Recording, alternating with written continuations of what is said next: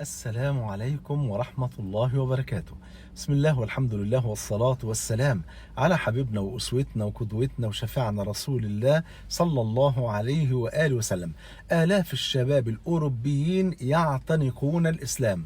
نعرف بعد ما نصلى على حبيبنا صلى الله عليه وآله وسلم، على الرغم يا حبايبي من الحرب الشديدة على الإسلام والمسلمين وتشويه صورة الإسلام والمسلمين في بلاد الغرب بل وفي بلاد المسلمين، إلا أنه يدخل الإسلام الآلاف والآلاف من الشباب الأوروبي يعتنقون الإسلام بفضل الله سبحانه وتعالى. هذا وعد الله وهذا وعد رسول الله صلى الله عليه وسلم، كما في الحديث الذي رواه أحمد بسند صحيح أن النبي صلى الله عليه وسلم قال: لا يبلغن هذا الأمر، يعني هذا الدين، ما بلغ الليل والنهار، ولن يترك الله بيت مضر ولا بيت وبر إلا أدخله الله هذا الدين بعز عزيز أو بذل ذليل، عزا يعز الله به الإسلام وأهله، وذلا يذل الله به الكفر وأهله. الله أكبر. وده اللي بيحصل، الإسلام بينتشر في كل مكان بفضل الله سبحانه وتعالى، اللهم لك الحمد. وذكرت لحضراتكم أني لما كنت في أمريكا ساعة وقوع البرجين، برجي التجارة العالمي، وفي الوقت ده كانت محنة شديدة جدا، حتى أن بعض الناس قالوا ده هيحدث دلوقتي إبادة للمسلمين في كل مكان. عافانا الله وإياكم. قلت لهم أبدا، بفضل الله الدين باق والمسلمون باقون إن شاء الله، والله عز وجل يعني كما قال: ولا ينصرن الله من ينصره سبحانه وتعالى وجل جلاله. فإن شاء الله ربنا هيجعل المحنة دي جواها منحة عظيمة جدا بفضل الله. بعد فترة كده من الابتلاءات، حب بوش اللي هو الرئيس في الوقت دوت، حب ان هو يهدئ الجبهة الداخلية عشان كان بيستعد لحرب خارجية. فراح المركز الإسلامي في واشنطن وقال لهم المسلمين لم يفعلوا هذا الحادث وكده إلى غير ذلك، ثم قرأ آية من كتاب الله وقال لهم حتى كتابهم قرآنهم يعني بينهى عن ذلك ويحرم قتل الناس. فقرأ قول المولى عز وجل: من أجل ذلك كتبنا على بني إسرائيل أنه من قتل نفسا بغير نفس أو فساد في الأرض فكأنما قتل الناس جميعا، ومن أحياها فكأنما أحيا الناس جميعا. الأمريكان ناس عقلانيين لما قرأوا هذا الكلام، معقولة يعني من قتل نفسا كأنما قتل الناس جميعا، ومن أحياها فكأنما أحيا الناس جميعا، يعني من تركها حية كأنما أحيا الناس جميعا. ده دين عظيم جدا. فبدأوا يسحبوا المصاحف المترجمة، ثم بعد ذلك يعني المراكز الإسلامية بعتت عشان تجيب مصاحف أخرى بالآلاف عشان توزع على هؤلاء الناس. وفي خلال فترة يسيرة جدا أسلم 23 ألف أمريكي بفضل الله سبحانه وتعالى. من المحن تأتي المنح. الإسلام يا حبايبي عامل زي ماسورة المية العذبة، لو حبيت تخنقها المية تندفع أكتر. ولذلك تلاقي مثلا في بعض الاماكن لما واحد يكون بيرش ميه قدام المحل، بيرش ميه بالخرطوم اعزكم الله، لما يعوز يوصل الميه لابعد مكان يضغط على الخرطوم، يعني يخنقه عشان الميه توصل. وهكذا تحاول ان انت تضغط على الاسلام وعلى المسلمين، بفضل الله الدعوه تنتشر اكتر والناس تدخل في الاسلام اكتر والناس تقبل على الدين اكتر بفضل الله. وده اللي حصل مع غلام اصحاب الاخدود. الملك عايز يخليه ساحر، وربنا شاء الله عز وجل أن يجعل من هذا الغلام داعية إلى الله سبحانه وتعالى. الملك حاول يتخلص من الغلام ده أكتر من مرة، ما عرفش. في الآخر ربنا سبحانه وتعالى قدر إن الغلام هو اللي يؤمر الملك ويقول له: أيها الملك إنك لن تستطيع قتلي حتى تفعل ما آمرك به.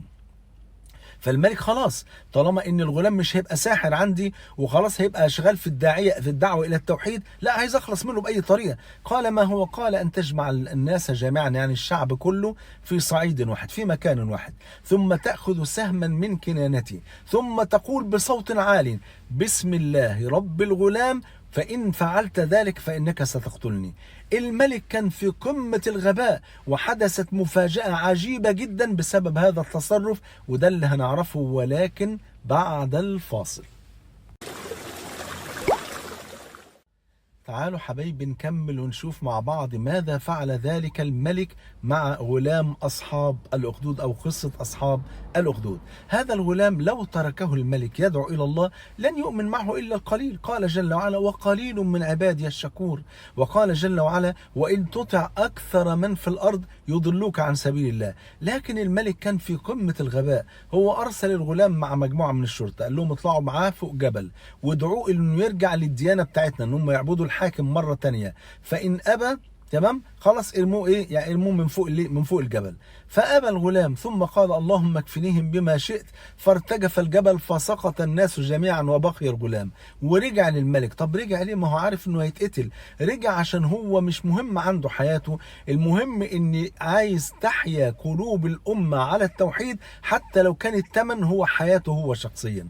فالمهم فقال له الملك: ما فعل اصحابك، يعني الشرطه اللي كانوا معاك؟ قال: كفانيهم الله عز وجل.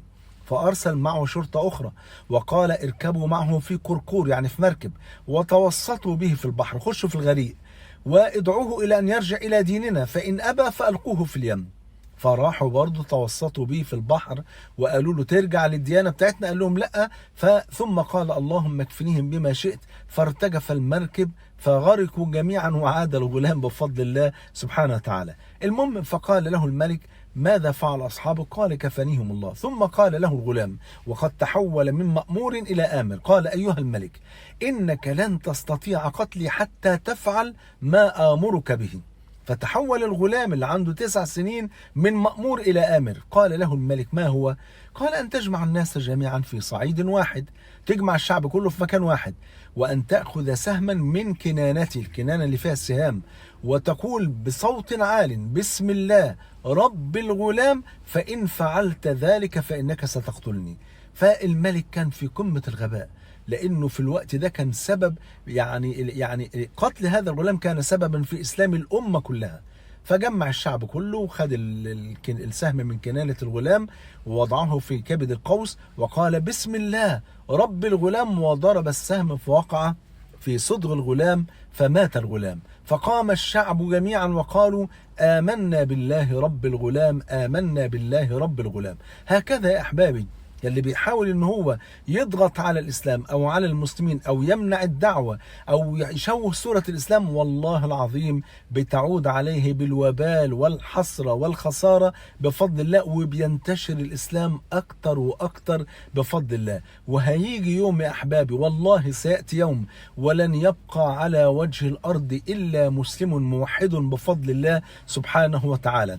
ولذلك لما ينزل سيدنا عيسى عليه السلام كحاكم من حكام المسلمين وكعلامة من علامات الساعة الكبرى في آخر الزمان، ويقتل المسيح الدجال، ثم بعد ذلك يدعو ويلجأ إلى الله في أن يخلصهم من يأجوج ومأجوج بعد ظهورهم، فالمولى عز وجل يقضي على يأجوج ومأجوج، ثم بعد ذلك يعيشون أجمل 7 سنوات ليس فيها على وجه الأرض إلا المسلمون الموحدون بفضل الله سبحانه وتعالى، ويعيشون أجمل حياة.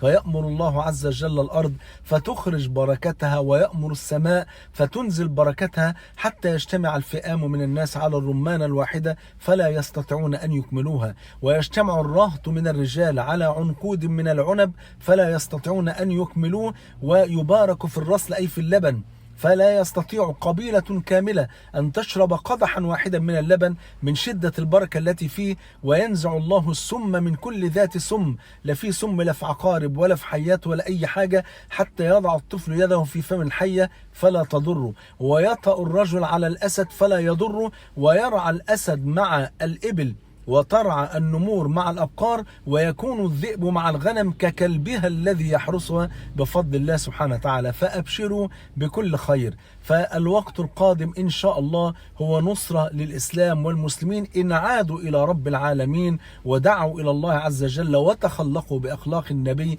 صلى الله عليه وسلم. جمعني الله وإياكم مع الحبيب المصطفى صلى الله عليه وسلم في الفردوس الأعلى. بحبكم في الله، والسلام عليكم ورحمة الله وبركاته.